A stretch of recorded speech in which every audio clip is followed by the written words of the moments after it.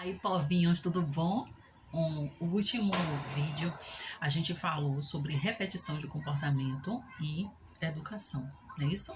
A gente perceber, a gente ter a sensibilidade de conseguir perceber quando a gente está repetindo os comportamentos que os nossos pais tiveram com a gente e a gente acaba repetindo com os nossos filhos, ainda que a gente não tenha intenção. Então hoje vai ser um momento mais prático, onde eu vou mostrar para vocês cinco sinais que vocês vão perceber. Fiz um roteirozinho aqui que a gente vai conseguir identificar se a gente está repetindo o comportamento, se são todos, se são alguns, e a gente vai aprender como a gente vai agir. Uma coisa que me ajudou, e aqui eu relendo, eu estou percebendo quanto alguns comportamentos que eu hoje tenho com meu filho são fruto desse material, gente. Vocês precisam ter, é bom demais. E meu filho hoje está com 9 anos. Eu comprei, eu acho que ele tinha 2 anos, 3, não lembro. E isso é útil para toda a infância e primeira infância e mais tarde até hoje. Então tem coisas que hoje ele mesmo lê e hoje ele mesmo reconhece algumas coisas em mim. Mãe, você tá lembrada disso aqui? Então é bom demais. Então eu vou seguir aqui o meu guia e a gente vai exemplificando com as cartinhas que a Jane, ó, Jane, minha amiga, que a Jane, vocês vão ver como funciona, ó. Você reage sem pensar. Seu filho chegou da escola, derrubou o copo de suco em cima do tapete. O que você faz? O tapete novo, branco, meu Deus do céu, como é que você faz isso? Pergunta que não quer calar. O tapete pode ser lavado? A ofensa que você fez para seu filho não foi desproporcional ao tamanho do erro dele? Só que na hora, quer que o nosso cérebro, que aí tem um neurocientista que fala que a gente está usando, a gente acessa a parte límbica do cérebro, que ela funciona no modo fuga, modo captura, parecendo que a gente está numa caça e a gente age com instinto. Esse cara aqui, ó, ele fala do cérebro reptiliano, que é a parte menos desenvolvida do nosso cérebro, que a gente acaba acessando ele nos momentos de raiva, porque a gente está agindo o quê? Por instinto, né? Então, se num acesso de raiva você não tem equilíbrio, você reage sem pensar, o que é que a Jane fala? Controle o seu comportamento. Vou ler para vocês. O exemplo é o melhor professor. Como você espera que os seus filhos controlem os seus comportamentos se você não controla o seu? E foi o que eu falei também no último vídeo, a questão do autocontrole, né? A gente precisa ter o autocontrole para a gente criar filhos equilibrados. Então, eles precisam de um adulto que tenha um equilíbrio para poder ele não ficar agindo sob pressão do medo, né? Então, o responsável pela orientação dessa criança precisa ter equilíbrio para educar. E ela ainda complementa: se você não puder sair de cena, conte até 10 ou respire fundo. Que foi que eu falei que eu fazia no último vídeo? A panela queimou, então não dá tempo. Sai de cena. Para você conseguir acessar a parte do seu cérebro que pensa, meu amor. Porque a gente está agindo no instinto. Quando você comete erros, desculpe-se com seus filhos. Então, no momento que dá calmaria, se reconcilie com ele. Então, ó, cartinha da Jane, controle o seu comportamento. Ela fala, tem uma outra carta aqui, ela fala do espaço mágico que acalma. Não, acho que é um livro, Espaço Mágico que Acalma, que a gente leu junto. E eu acho que é bem inspirado nessa pausa positiva aqui.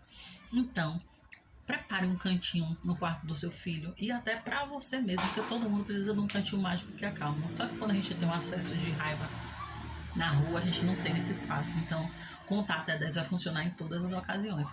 Mas quando você estiver em sua casa, no seu cantinho, eu me acalmava debaixo do chuveiro. Quando eu saía de cena, eu ligava o chuveiro. Cadê você, mamãe? Eu tô me acalmando pra gente conversar. Então, aí eu fiz um cantinho no quarto dele, que ele ia pro quarto, na cabaninha, e aí fazia o espaço mágico de acalmar dele. Então ele já, ó, tá com o meu espaço.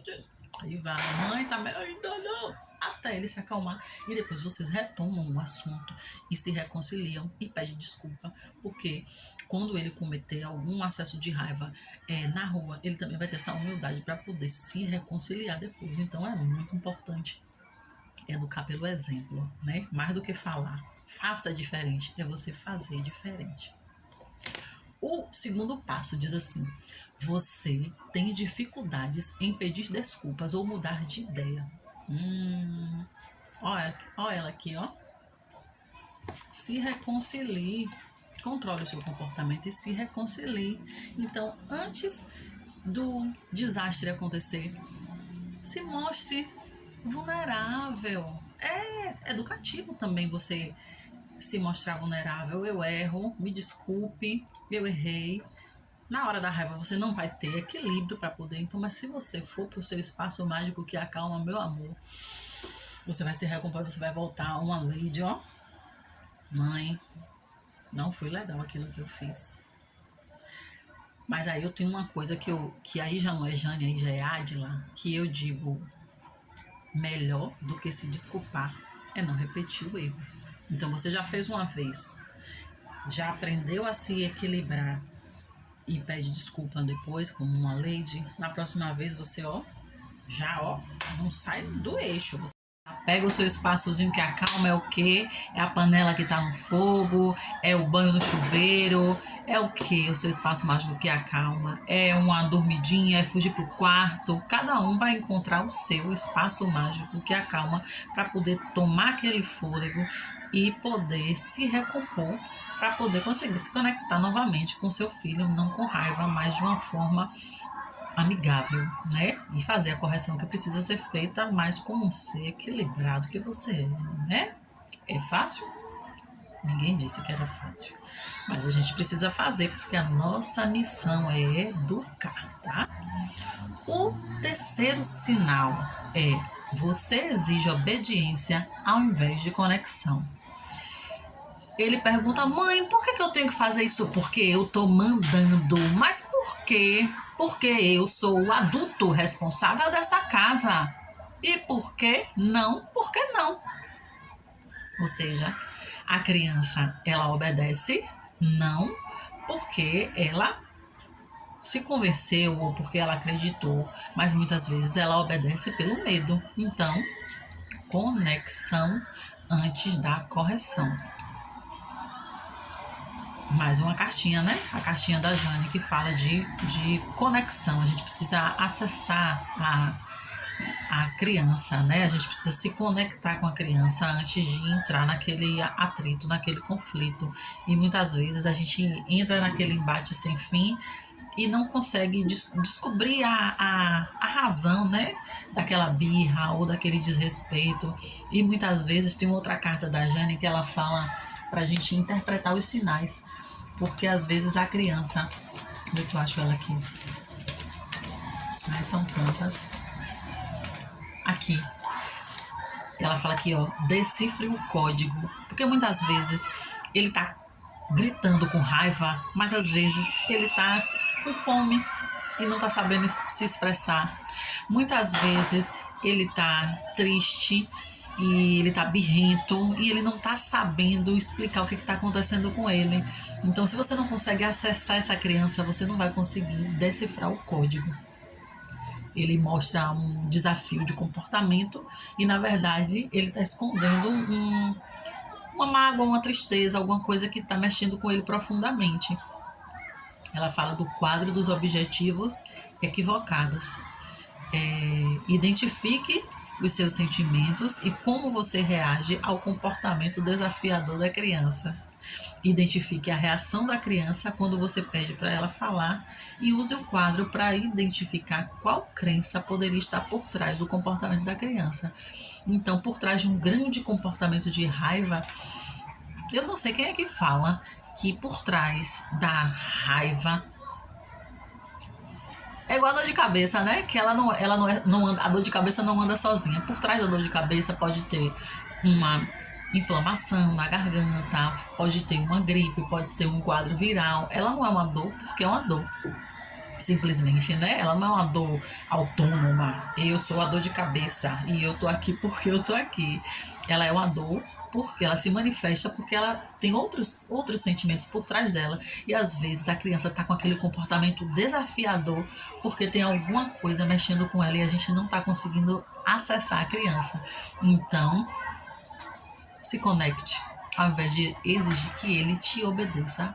É fácil, isso é uma luta. Quando o Jane escreve assim, parece que tudo é fácil. Já tenho minhas cartinhas, vou botar em prática. Quando você vai, menino, você se estabaca toda. Na primeira, na segunda você faz mais ou menos. Na terceira você, ó, tá funcionando. Mas é mágico, vale super a pena. O quarto sinal é você minimiza os sentimentos. Ah, isso não é nada. Deixa de presepada. Peu, ele tem um medo de inseto voador. Eu também tenho barato. Tudo que voa me dá um pavor. Mas eu já consigo me equilibrar. Eu só me afasto, eu não entro no local. Ele dá um escândalo. Deixa de presepada, menina. O mundo se acaba. E aí tem a cartinha do valide o sentimento. Eu sei que você se assusta, meu amor. Ó, que coisa chique. Eu sei que você se assusta quando você vê esses insetos que voam. Mas vamos tentar se equilibrar. Vamos ver se a gente consegue, da próxima vez, fazer menos barulho ou simplesmente se afastar. Vamos ver se a gente consegue criar uma estratégia para não fazer aquele escândalo. Porque o inseto é desse tamanho e você é desse tamanho. Então, ele não vai avançar, não é um inseto venenoso, então não faz sentido, né? Permita que as crianças tenham sentimentos para que aprendam que são capazes de lidar com ele. E quando eu digo, deixa de presepada, aí ele já responde, eu não gosto quando você fala assim do meu sentimento. Ó a lição, ó o que eu digo de se educar para educar. Eu estou aqui falando, não é porque eu tenho propriedade, eu tenho lugar de fala e que eu não erro, não. Muito pelo contrário. É porque eu erro, eu consegui perceber que eu erro. E eu tenho essa sensibilidade de conseguir me corrigir às vezes que eu percebo. E de ter essa conversa aberta com ele para pedir para que ele me corrija. Aí eu quero multiplicar isso, porque eu não tive isso. E a maioria das pessoas não tem isso. Então, a gente se permitir que a gente não é dono da verdade nem dono da razão. A gente assume o nosso lugar de pai, de responsável pela criança, né? A gente não vai deixar a criança dobrar a gente, botar dedo na nossa cara, porque existe uma relação de respeito, porque pai é a autoridade da família. E quando eu falo pai, eu falo de pai, de mãe, de pais. Até porque aqui em casa mora só eu e meu filho. Então a autoridade daqui de casa sou eu. Então, quando eu falo pais, engloba todo mundo, que às vezes fica parecendo que eu tô falando só de pai, não, porque a autoridade daqui, o pai, eu sou a mãe, ele tem um pai super presente, mas a autoridade aqui dentro de casa é a mãe, porque mora só nós dois. Então, valida o sentimento da criança, né? É importante essa validação. Não corrija, socorra ou tente anular. Muitas vezes a gente tenta anular o sentimento dele, né? Então, quando a gente valida o sentimento, a gente ajuda ele a ter inteligência emocional, não é isso? E o quinto e último é você repete frases que doíam em você. Então, você só me dá trabalho, você faz tudo errado. Quando a gente machuca, né? Isso vai mudar a autoestima dele, vai ficar com a autoestima decaída, machucada, fragilizado. E aí vem a questão do controle do seu comportamento e também dos 3 R's da reparação. Errar é tão importante quanto o que decidimos fazer quando cometemos o erro. Então, ao invés de repreender a criança, a gente corrige. Quais são os 3 R's? Reconheça o erro, reconcilie, se desculpando, e resolva o problema. Então, a gente tem que focar na solução, não ficar remoendo o problema, criando aquela situação angustiante para todo mundo. foque na solução e resolva o problema. Ajude a seu filho a resolver o problema, ao invés de ficar culpando e fragilizando a autoestima dele. Então, esse era o recado, os 5 sinais para você reconhecer se você está tendo comportamentos de repetição ou se você está realmente educando seu filho, fazendo o seu papel de protagonista na educação dele, sendo um pai presente, um pai que se envolve na educação, uma mãe presente, uma mãe envolvida no processo da educação dele, na formação do caráter dele, né, para ele ser uma criança íntegra, uma criança forte, uma criança corajosa, uma criança que erra, que acerta, que reconhece os seus erros.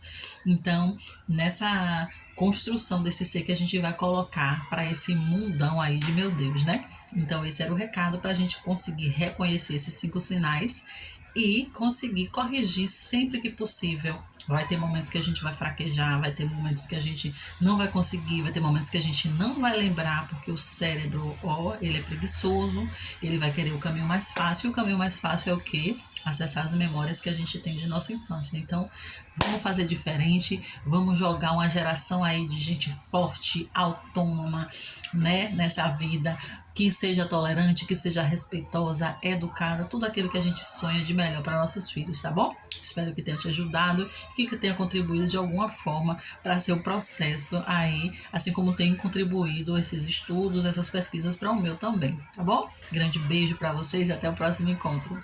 Tchau, tchau.